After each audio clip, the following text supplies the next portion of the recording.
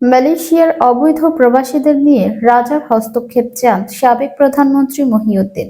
মালয়েশিয়ায় অবৈধ অভিবাসী সমস্যার সমাধানে রয়্যাল কমিশন চান সাবেক প্রধানমন্ত্রী মহিউদ্দিন। মালয়েশিয়ার সাবেক প্রধানমন্ত্রী ও বর্তমান বিরোধী দলীয় নেতা তানুশ্রী মহিউদ্দিন ইয়াসিন সরকারকে অবৈধ বিদেশি শ্রমিকদের ক্রমবর্ধমান প্রবাহ মোকাবেলায় রয়্যাল কমিশন অব ইনকোয়ারি গঠনের আহ্বান জানিয়েছেন। তিনি বলেছেন, এই উদ্যোগের উদ্দেশ্য হল বিদেশি শ্রমিকদের জন্য একটি সুনির্দিষ্ট নীতি প্রণয়ন করা এবং তাদের প্রবেশের বিষয়টি সঠিকভাবে নিয়ন্ত্রণ করা। অবৈধ অভিবাসনের এই দীর্ঘমেয়াদী সমস্যাটি দ্রুত সমাধান করা উচিত। তা না হলে এটি জাতীয় নিরাপত্তা ও পরিচয়কে হুমকির মুখে ফেলবে বলেও মন্তব্য করেন মহিউদ্দিন। গতকাল ৩০ নভেম্বর দলের বার্ষিক সাধারণ সম্মেলনে দেওয়া এক ভাষণে এই মন্তব্য করেন।